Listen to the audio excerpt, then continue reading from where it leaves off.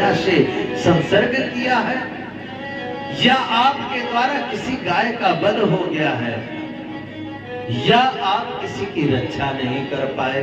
इतना कह ही रहे थे कि अर्जुन रथ से कूदे, युधिष्ठिर के चरणों में गिर पड़े। कहते हैं भैया आज हमारे प्राण धन कन्हैया हमें छोड़कर चले गए। और जैसे ही कहा आज युधिष्ठिर अचेत होकर गिर पड़े। माता कुंती के कर्णों पर जब यह आवाज पड़ी तो आज कुंती माता भी वहीं बैठे बैठे अपने प्राणों को त्याग देती। जिस प्रकार प्रभु राम के वियोग में दशरथ ने छोड़ दिए थे प्राण। राम राम कहीं, राम कहीं, राम राम कहीं, राम तनु पर हरि रघुवर में रहे, राव गयो सुरधाम। आज कन्हैया कन्हैया कहते ही आज कुंती ने अपने प्राण त्याग दिए। युधिष्ठिर, अर्जुन, भीम, नकुल, सहदेव, द्रौपदी सभी मिलके आज राजा परीक्षित का राज्याभिषेक करते हैं। कहते हैं बेटा कभी भी किसी का अपराध मत करना, संतों का कभी अपराध मत करना। इतना कह के आज अपने पौत्र परीक्षित को राज्याभिषेक करके आज वहां से चले जाते हैं। धीरे धीरे करके सभी पांडवों का उद्धार हो जाता है। अंत में युधिष्ठिर बसते हैं और वही नरक का दर्शन करते हुए आज अपने धाम को जाते हैं। बोलिए भक्तवत्सल भगवान की जय हो। अब तो परीक्षित धीरे धीरे बड़े हुए। एक दिन मन में विचार आया कि हमारे जो बाबा हैं उन्होंने अनेक प्रकार के राजाओं को जीता था। अपने राजकोष में गए और वहां पर जो मुकुट रखे थे उन्हें लेकर आते हैं। आज राजा परीक्षित ने जरासंध का मुकुट धारण कर लिया। वन में आखेट खेलने गए। रास्ते में देखा एक काला काला पुरुष एक गौ को मार रहा है, एक 3 पैरों वाले बैल को मार रहा है। बड़ा क्रोध आया। कहा आप देवी कौन हो? बतलाया मैं पृथ्वी हूँ और जो बैल है वो धर्म है। बोले काला काला पुरुष कौन है? कहा ये कोई और नहीं, ये कलयुग है। अब तो बड़ा क्रोध आया। राजा परीक्षित ने जैसे ही मारने का प्रयत्न किया, आज कलयुग चरणों में गिर पड़ा। कहता है राजन मुझे माफ कर दीजिए। कलयुग से कहा तुम ऐसा करो इस राज्य से बाहर चले जाओ। कहा कहां चले जाएं? जहां भी जाते हैं आपका ही राज्य हमें दिखता है, हम कहां चले जाएं? हमें कोई ऐसे स्थान दे दीजिए जहां पर हम निवास करें। तो कहते द्यूतम पानम स्त्रियाशूनम यत्र धर्मश्चतुर्विधा। जहां पर जुआ खेला जाता है, जहां पर मदिरा पान किया जाता है, जहां पर पाप होता है और जहां पर वैश्यावृत्ति होती है, जाओ कलयुग इन चारों स्थानों में तुम्हारा वास हो जाए। कलयुग ने कहा कि प्रभु आप इन चारों जगह का जो दे रहे हैं वो तो पहले से भी खराब जगह है, कोई एक जगह तो अच्छी दे दीजिए जहां पर मुझे बैठकर सुकून मिले। तो भगवान ने कहा जाओ तुम आस से सोने में वास करो। सनकादि ऋषियों ने कहा हमने तो गीता में सुना था भगवान कहते हैं धातु नाम अस्मि कांचनम, धातुओं में मैं सोना हूं। तो भगवान जो है आज इस सोने में वास करेंगे तो यह तो सोना अपवित्र हो जाएगा। तो कहते हैं जो अधर्म से सोना कमाया गया है उसमें कलयुग का वास होता है, जो धर्म से सोना कमाया जाए उसमें परमात्मा का वास होता है। बोले भक्तवत्सल भगवान की जय हो। इतना कहा कलयुग तत्क्षण आज परीक्षित के सर पर जो मुकुट रखा था उसमें विराजमान हो जाते हैं, क्योंकि वो पाप से कमाया गया था। एक ऋषि के यहाँ पहुंचते हैं जिनका नाम था समीक ऋषि। उनके यहाँ गए, कहा पानी दो, जल पीना चाहते हैं, जल नहीं दिया।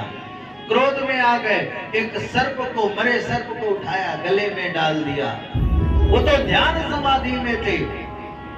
कुछ ब्राह्मण बालक गए श्रृंगी ऋषि के पास, कहा आपके पिता के गले में एक राजा ने मृत सर्प डाल दिया। श्रृंगी ऋषि ने उस जल को हाथ में लिया और अभिमंत्रित करके आज श्राप दे दिया कि जिसने भी मेरे पिता के गले में मृत सर्प डाला है वही सर्प आकर इसे 7वें दिन डस लेगा और इसका प्राणांत हो जाएगा। बोले भक्त वत्सल भगवान की जय हो। इतने में श्रृंगी महाराज जो है रोते हुए पिता के पास आए। पिता ने अपने पुत्र की रोते हुई आवाज सुनी तो नेत्र खुल गए। कहा एक राजा आवाज लगाता है, सुनाई नहीं दिया, लेकिन एक पुत्र की वेदना, पुत्र की रोने की आवाज सुन के आज उठ जाते हैं। कहते हैं बेटा क्या बात है, क्यों रोते हो?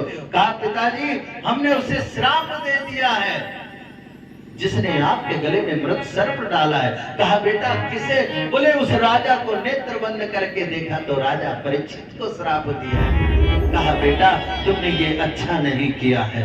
अरे वो तो हमारे राजा है, प्रतिपालक हैं, लेकिन ब्रह्म वाक्य जनार्दना, ब्राह्मण की बात कभी मिथ्या नहीं होती। गौरमुख नाम के एक शिष्य को भेजा, कहा राजा परीक्षित को बतला देना कि तुम्हें श्राप मिल गया है। गौरमुख गया, परीक्षित को बतलाया। परीक्षित नाचने लगे, धन्य हो, मुझसे बड़ा कोई बड़भागी नहीं हो सकता है। अरे मुझे आज संत के बालक ने वरदान दे दिया है कि 7 दिन में तो ब्रह्मा भी आ जाए तो मुझे मार नहीं सकता। मानो श्राप को भी अपने शीश पर धारण कर लिया। अपनी पत्नी को बुलाया, पुत्र जन्मेजय को बुलाया, राज्याभिषेक किया, वहां से चले जाते हैं। आज संतों ने सुना कि राजा परीक्षित को श्राप लगा है, वह आज गंगा के तट पर आए। उस गंगा के तट पर यही पास में शुक्रताल है, मेरठ के पास शुक्रताल है, वहीं पर सुखदेव जी महाराज राजा परीक्षित को कथा श्रवण कराने के लिए आते हैं। राजा परीक्षित गए, संत समाज बैठा हुआ था, संतों के पास गए, कहा प्रभु कोई ऐसा उपाय बतलाइए जिससे ये मानव मात्र की मुक्ति हो जाए। सब एक दूसरे को देखते हैं, बतलाने वाला कोई नहीं। उसी समय वहां पर आज एक ब्राह्मण बालक आता है।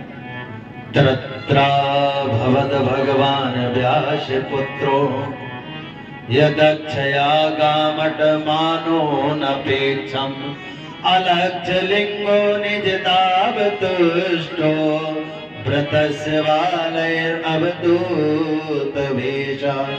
सुखदेव जी महाराज उस सभा में चले आ रहे हैं। छोटे छोटे बालक नंगा बाबा कह के पीछे पीछे दौड़ रहे हैं, लेकिन उन्हें कोई फर्क नहीं पड़ा। उन ब्राह्मणों की, उन संतों की सभा में धीरे धीरे गए और जाकर आसन में बैठ गए। राजा परीक्षित ने देखा, गदगद हो गए।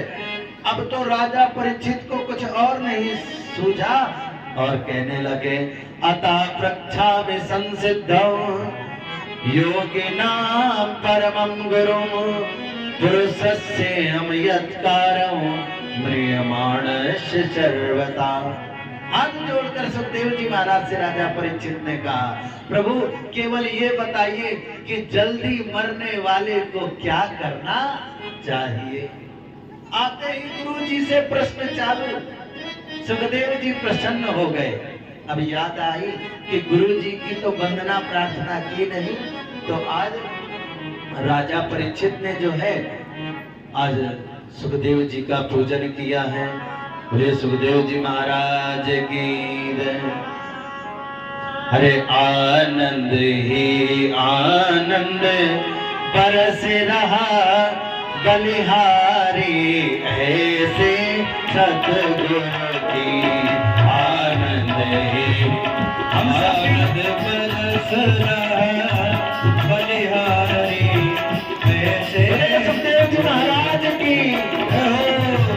आनंद ही आनंद बरस रहा बलिहारी ऐसे सतगुरु की आनंद ही आनंद बरस रहा बलिहारी ऐसे सतगुरु। और क्या कहते हैं? बड़े भाग्य हमारे आज हुए, बड़े भाग्य हमारे आज हुए, शुभ दर्शन ऐसे सतगुरु की, शुभ दर्शन ऐसे सतगुरु की। और क्या? पावन की भारत भूमि, पावन की भारत भूमि, बलिहारी ऐसे सतगुरु के, बलिहारी ऐसे सतगुरु के आनंद ही आनंद बरस रहा बलिहारी ऐसे सतगुरु के आनंद बरस रहा बलिहारी। बोले सतगुरुदेव भगवान की जय हो।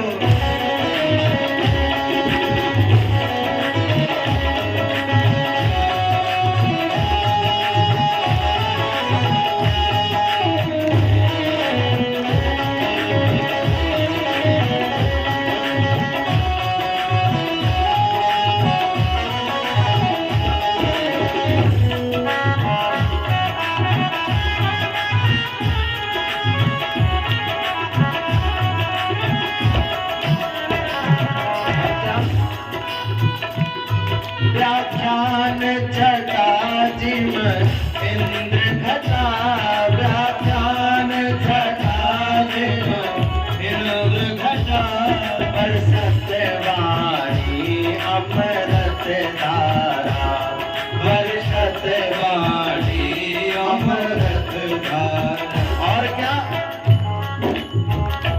यह मधुरी मधुरी अजब ध्वनि है, मधुरी मधुरी अजब ध्वनि बलिहारी ऐसे सतगुरु की आनंद ही आनंद बरस रहा बलिहारी ऐसे सतगुरु की आनंद ही आनंद बरस रहा बलिहारी ऐसे सतगुरु की आनंद बरस रहा बलिहारी ऐसे सतगुरु की, बलिहारी ऐसे सतगुरु की, बलिहारी ऐसे सतगुरु की, बलिहारी ऐसे सतगुरुदेव भगवान की जय हो। आगे सुखदेव जी महाराज कहते हैं, वरीयान सते प्रश्ना क्रतो लोक हितो नृपा, आत्मविद सम्यता पुंसो श्रोतव्यादिशुया परा। सुखदेव जी कहते हैं, युगों में ये कलयुग बहुत श्रेष्ठ है। क्यों? क्योंकि कलयुग में भगवान के नाम का आश्रय जो ले लेगा इस भवसागर से पार हो जाएगा। कलयुग केवल नाम आधारा, सुमिर सुमिर नर उतरे पारा। जो भगवान का एक बार भी सच्चे हृदय से नाम जाप कर लेगा उसकी मुक्ति हो जाएगी। क्योंकि ये मानव को 100 वर्ष की उम्र मिली हुई है और वो भी पूरी नहीं भोग पाता। यह व्यक्ति इतना अभिमानी हो चुका है कि भगवान की बातों को मानता नहीं। भगवान भी मानो संकेत करता है, कहता है बेटा अब भजन कर लो क्योंकि तुम्हारे पास ज्यादा समय नहीं है। भगवान पहला घंटा लगाता है, पहले भगवान एक घंटी बजाता है, पहले बाल सफेद कर देता है। मानो भगवान एक घंटी बजाकर इंगित करता है कि बेटा देख अब तू भजन कर, तेरे केस सफेद हो गए, श्वेत हो गए। लेकिन चेला भी बड़ा उस्ताद, लेके पता नहीं कौन कौन से रंग सर में लगा लेता है, कहता है हम नहीं मानेंगे। तो भगवान धीरे से दूसरी घंटी बजाते हैं, दांत गिरा दिए, दांत नहीं बचे। कहा बेटा देख जिससे तू खाता था आज वही मैंने समाप्त कर दिए, अब तो तू भगवान का भजन कर। लेकिन ये मानो सुधरने वाला कहाँ का है। गया डॉक्टर के पास, अच्छी से अच्छी बत्ती सीली लगवा ली। कहा पहले की जितनी मजबूत नहीं थी, अब की इतनी मजबूत लगा दो कि हम पत्थर को भी फोड़ दे। ऐसा भगवान की बात नहीं मानता। भगवान ने तीसरी घंटी लगाई, घुटने जवाब देने लगे। कहा बेटा देख अब तो चलने फिरने में असमर्थ हो गया है, अब तो भगवान का भजन कर ले। लेकिन आदमी तब भी नहीं माना। गया हैलेट में और जाकर जो है डुप्लीकेट घोटू डलवा कर आ गया। अब पहले से ज्यादा दौड़ने लगा, तब भी हार नहीं मानता। तो भगवान जान जाते हैं कि अब ये मानने वाला नहीं है। तो भगवान फिर एक घंटी बजाते हैं, तो नेत्रों की ज्योति कम हो जाती है। नेत्रों की ज्योति कम हुई। भगवान ने कहा बेटा अब तो भगवान का भजन कर। लेकिन वो जीव अभी भी नहीं मानता, जाता है चश्मा लगवा कर आता है। पहले तो ही कई किलोमीटर का दिखता था, अब 10-10 किलोमीटर का दिखने लगा। बोलिए राधे राधे। अब भगवान समझ गए कि अब मानने वाला नहीं है। तो यमराज के यहाँ से अंत में घंटी नहीं घंटा बजा, और जैसे ही घंटा बजा उसका राम नाम सत्य हो गया। इसलिए जो 100 वर्ष की उम्र मिली, आधी सोने में निकाल दी, आधी इस परिवार के कार्य में निकाल दी। जैसे ही 51 की गिनती आए, मानो भगवान इंगित करते हैं बेटा 51 अब तू वन चल। लेकिन नहीं मानता, बोलते 52, 53 वन चल बेटा, लेकिन वो नहीं जाता।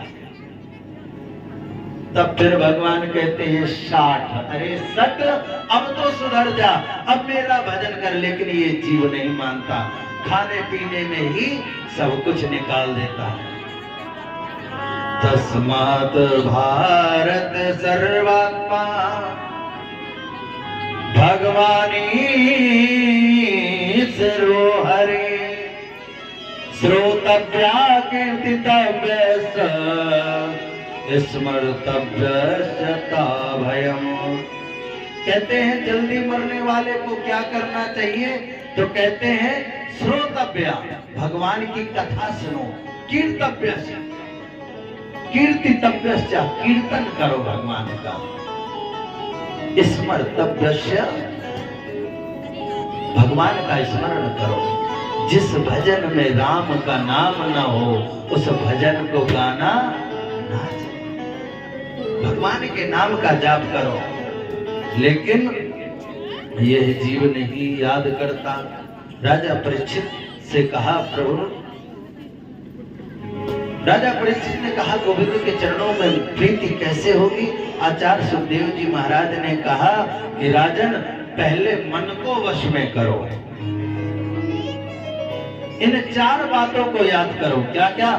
जितासनो जित श्वासो जित संगो जितेन्द्रिया स्थूले भगवतो रूपे मना संधारे दिया।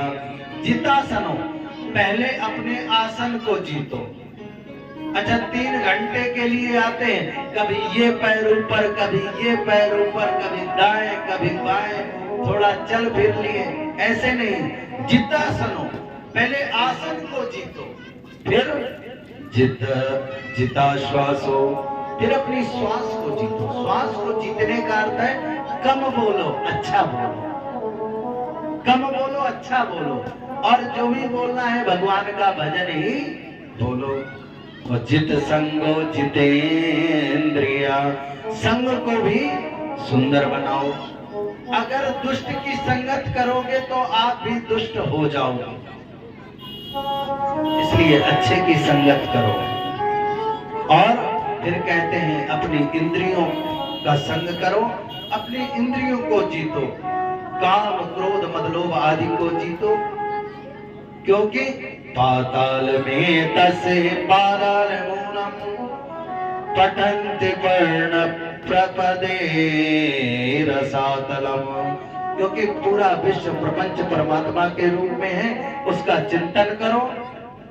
इसके पश्चात सुखदेव जी महाराज सृष्टि का उपक्रम श्रवण कराते हैं कि सबसे पहले नारायण ने ब्रह्मा को उत्पन्न किया। एक कमल तंतु में, एक कमल के ऊपर ब्रह्मा जी प्रकट हुए, देखा चारों तरफ जल ही जल है। उस कमल तंतु में हजारों वर्ष भ्रमण करते रहे, मन में विचार करते हैं मेरा जन्म कैसे हुआ है। आवाज आई तप करो। जब तप किया तो भगवान नारायण का दर्शन हुआ। भगवान नारायण ने चतुश्लोकी प्रदान किया, कहा कि सृष्टि को बनाओ। अब तो सृष्टि को बनाना चालू किया। यथा महंत भूतानि भूतेषु चावतीष्वनो प्रविष्ठानि प्रविष्ठानि तथा तेषु न ते स्वाम। कहते हैं ये जो शरीर है ये 5 तत्वों से बना हुआ है। यह जीव 5 तत्वों से बना है। क्षिति जल पावक गगन समीरा, क्षिति जल पावक गगन समीरा, पंच रचित आगम शरीरा, पंच रचित अति अनम शरीरा, क्षिति जल पावक गगन समीरा, क्षिति जल पावक, क्षिति जल पावक, क्षिति जल पावक गगन समीरा, क्षिति जल पावक गगन समीरा। इन 5 तत्वों में एक भी तत्व कम हो गया तो मानो गोविंदाय नमो नमः। इसलिए कहते हैं चींटी से लेकर हाथी तक सब में 5-5 तत्व हैं। इसके पश्चात कहते हैं भगवान सब में विद्यमान है। भगवान एक छोटे में भी और बड़े में भी सब में विद्यमान है। इसलिए राजन सब में भगवान का ही दर्शन करना चाहिए। सिय राम में सब जग जाने, करहु प्रणाम जोरे जोग पानी। सब में भगवान का दर्शन करो और भगवान से कोई ना कोई संबंध अवश्य बना लो। जैसे ही कहा तो आज कहते हैं व्याधस्य चरणम ध्रुवस्य चवयो विद्या गजेंद्रस्य का जाति विदुरस्य यादव पते रुद्रस्य किम पौरुषा। कहते हैं यदि 5 बार नहाने से भगवान मिलते होते तो भगवान उस भील से जाकर नहीं मिलते, उस निषाद रात से नहीं मिलते। वह भील तो कहते हैं अस हमार प्रभु बड़ शिव काय ले न बासन बसन छुड़ाई। भगवान उन पर भी कृपा करते हैं। और कहते हैं विद्या गजेंद्रस्य, गजेंद्र पढ़ा लिखा नहीं था लेकिन भगवान ने उस पर कृपा की। परीक्षित ने कहा प्रभु हे गुरुदेव मुझे विदुर जी की कथा श्रवण कराई। तो कहते हैं कि यदा तु राजन शसुतान साधून पुष्ण धर्माणि विनिष्ट दृष्टि। आज पांडव वन वन भटक रहे हैं, कौरवों के पास गए लेकिन कौरवों ने कुछ दिया नहीं। विदुर जी आए, धृतराष्ट्र से कहा देखो वह पांडव भी तो अपने पुत्र हैं, उन्हें कुछ दान दे दो, कुछ दे दो ताकि वो भी अपना जीवन यापन करने लगे। और कहते हैं कि अगर राज्य में कोई दुष्ट हो तो उसका परित्याग करने में भैया कोई दोष नहीं लगता। ये दुर्योधन बड़ा पापी है, इसे निकाल दो। इतना कह ही रहे थे कि दुर्योधन आ गया। दुर्योधन ने आज विदुर जी को अपशब्द कह के निकाल दिया। भगवान को पता चला कि आज विदुर जी को आज वहां से निकाल दिया है। मानो आज विदुर के निकलते ही उन कौरवों की उम्र जो है वह समाप्त हो गई।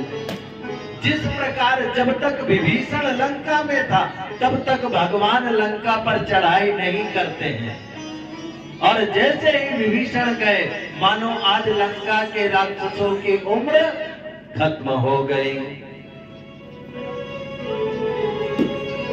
आज जो है भगवान शांति दूत बनकर कौरवों के पास आते हैं। कौरवों के पास जब आए शांति दूत बनकर, तो कौरवों ने भगवान का बड़ा ही आतिथ्य किया ताकि भगवान प्रसन्न हो जाए, कन्हैया प्रसन्न हो जाए, तो हमें युद्ध करने की आवश्यकता ही नहीं होगी। वो इन्हें कह देंगे पांडवों को कि तुम बन बन भटको। भगवान आए, कौरवों से कहा कि ऐसा करो, तुम ज्यादा नहीं तो 5 गांव ही दे दो। दुर्योधन क्रोध से खड़ा हो गया। सूचग्रैव नैव दास्यामि बिना युद्धेन केशवा। हे कन्हैया, हम बगैर युद्ध के एक सुई के अग्रभाग के बराबर भी जमीन नहीं दे सकते। तो भगवान ने कहा तो फिर महाभारत होगा। तो कहा हम उसी महाभारत के लिए तो बैठे हैं। तो कन्हैया ने कहा, अरे दुर्योधन, तुमने कहानियों में ही युद्ध सुना है, कभी देखा नहीं। करोड़ों माताओं के मस्तक का सिंदूर हट जाता है, बालक अनाथ हो जाते हैं, पुत्र कभी तुमने जो है, अरे दुर्योधन, कभी युद्ध को देखा नहीं है, केवल नानी और दादी से कहानियां सुनी। दुर्योधन कहता है हम वही युद्ध देखना चाहते हैं। अब तो भगवान पर क्रोधित हुआ, बांधने के लिए कहा, तो भगवान ने आज विराट रूप धारण किया।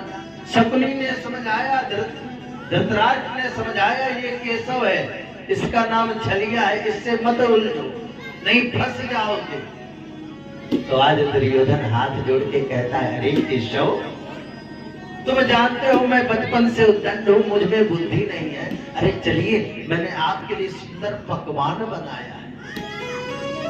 दुर्योधन ने भगवान की प्रसादी बनाने के लिए 256 रसोइये मंगाए ताकि भगवान को प्रसन्न कर सके, और भगवान को विश्राम उस जगह पर दिया जहां पर दुशासन रहता था। दुशासन का भवन सबसे सुंदर था। भगवान ने कहा मुझे भूख ही नहीं है। भगवान ने कहा, देखो दुर्योधन, भोजन तो 2 ही शर्तों में होता है, या तो भूख लगी हो, या तो भोजन कराने वाले के अंदर श्रद्धा हो। ना तो तुम्हारे अंदर श्रद्धा है और ना मुझे भूख है। मेरा तो निमंत्रण विदुर जी ने किया है। जैसे ही विदुर जी ने सुना कि कन्हैया कह रहे हैं कि विदुर के यहाँ निमंत्रण है, विदुर गए ग्वालों की बजरिया में कि कुछ कन्हैया के लिए ले आए। इधर कन्हैया दौड़े दौड़े गए विदुर के घर में, उस कुटिया में गए, आवाज लगाई। विदुरानी स्नान कर रही थी, शरीर में वस्त्र नहीं थे। जैसे ही कन्हैया की आवाज सुनी, आज विदुरानी भाव विभोर हो गई, उसी प्रकार भाग पड़ी। आज जैसे ही दरवाजा खोला, मेरे कन्हैया ने देखा कि विदुरानी तो बिल्कुल अचेत है, इन्हें अपने शरीर की सुध बुध ही नहीं है। भगवान ने अपनी पीतांबरी निकाली, विदुरानी के शरीर में डाल दिया। विदुरानी ने कन्हैया का हाथ पकड़ा, कहा कन्हैया जल्दी अंदर आ जाओ। अंदर बुलाया है। आज कन्हैया का हाथ पकड़ा, एक पटा लिया, पटा हाथ में लिया, रख देती है। कन्हैया बैठने वाले कहती, कन्हैया इधर मत बैठ, यहाँ पर तेरे बैठने योग्य जगह नहीं है। उठा देती, फिर चल देती, रख देती। कन्हैया ऐसा कर, यहाँ बैठ जा। कन्हैया बैठने वाले थे, फिर हटा लिया। कहा कन्हैया तेरे बैठने योग्य यहाँ पर जगह नहीं है। ऐसे करके आज सुखदेव जी महाराज कहते हैं, राजा परीक्षित अपनी पूरी कुटिया की आज कन्हैया को प्रदक्षिणा लगा दी और उल्टा पटा करके आज कन्हैया को बैठा दिया। कन्हैया कहते हैं काकी बस सेवा में लगे रहेगी, अरे मुझे भूख लगी है, कुछ खिला तो दे। विद्रानी ने कहा अरे कन्हैया तो चिंता मत कर, अभी मैं जाती हूँ लेकर आती हूँ। एक कदली का वन था, वहां से गई कुछ केले तोड़ के लाती है एक टोकरी में, कन्हैया को बैठा लेती हैं अपने सामने। कन्हैया को आज छील छील कर केले खिला रही है। सुखदेव जी महाराज कहते हैं राजा परीक्षित उस झांकी के दर्शन करो, आज कन्हैया को केले नहीं केले के छिलके खिला रहे हैं। भगवान प्रेम से पाते जाते हैं और विदुरानी खिलाती जा रही है। कन्हैया एक बार भी नहीं कहते कि अरे विदुरानी तू ये क्या करती है। इस भाव को देखकर आज सुखदेव जी गदगद होते हैं। सुखदेव जी को देखकर राजा परीक्षित प्रसन्न होते हैं कि गुरुदेव मैं धन्य हो गया, आपने उनकी कथा श्रवण कराई। इतने में विदुर जी आ गए। विदुर जी ने देखा विदुरानी को, डांटा अरे विदुरानी ये क्या करती हो, कन्हैया को छिलके खिला रही हो। इतने में चेतना वापस आई। विदुरानी कही अरे कन्हैया तू खुद नहीं कह सकता था कि मैं तुझे छिलके खिला रही हूँ, अरे तू ही कह देता कि मैं छिलके खिला रही हूँ। बोले कहा कि क्या बताए इतनी भूख लगी थी कि पता ही नहीं चला कि तुम छिलके खिला रही हो कि कदली खिला रही हो। आपकी उसी प्रसादी में इतना आनंद मिल गया है। विदुर जी ने 56 प्रकार का भोग दिया। कन्हैया ने कहा नहीं विदुर जी मुझे इसमें आनंद नहीं है जो काकी के उस केले के छिलकों में था। अरे सबसे ऊंची प्रेम सगाई से ऊंची प्रेम सगाई, सबसे ऊंची प्रेम सगाई, सबसे ऊंची प्रेम सगाई।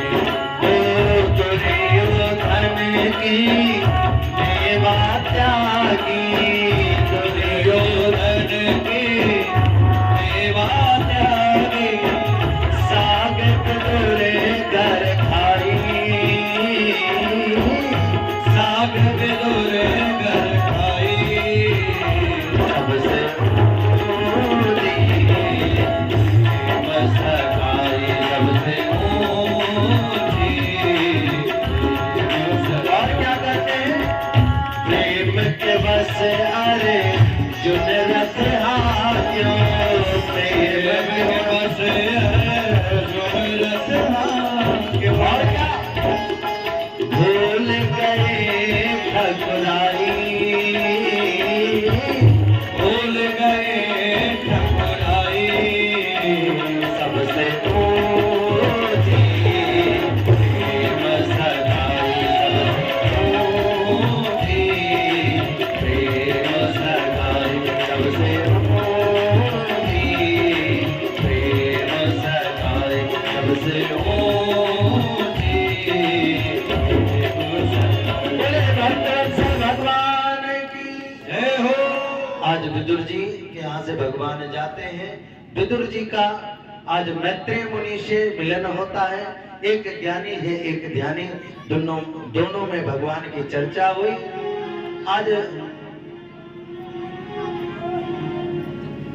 आज उद्धव जी से विदुर जी का मिलन हुआ। उद्धव जी ने बतलाया जब भगवान अपने धाम जा रहे थे तो विदुर जी आपकी बहुत याद कर रहे थे। आज विदुर जी ने भगवान की कथा श्रवण की। इसके पश्चात विदुर जी का मैत्रेय मुनि से मिलन होता है और उसके पश्चात बतलाया कि यह सृष्टि कैसे बनी। आज सृष्टि का उपक्रम बतलाते हैं। उसी में आगे कहते हैं भगवान एक बार बाराया अवतार धारण करते हैं। कहा बाराय का रूप क्यों धारण किया तो बतलाया एक हिरण्यकश्यप और हिरण्याक्ष नाम के दैत्य थे। जो हिरण्याक्ष था वह पृथ्वी को लेकर चला गया। उस हिरण्याक्ष से पृथ्वी को लाने के लिए भगवान ने बाराय रूप धारण किया। बोलिए बाराय भगवान की जय हो। आज बाराय भगवान ने उसका उद्धार किया। जब तक आप काम रूपी हिरण्याक्ष का वध नहीं करेंगे तब तक कपिल महात्मा का जन्म नहीं होगा। आज कर्दम देवहूति का उपाख्यान सुनाते हैं, आज की कथा को यही विश्राम देते हैं, कल पुनः यहीं से कथा प्रारंभ होगी। और देखिए ज्यादा से ज्यादा संख्या में आइए, समय का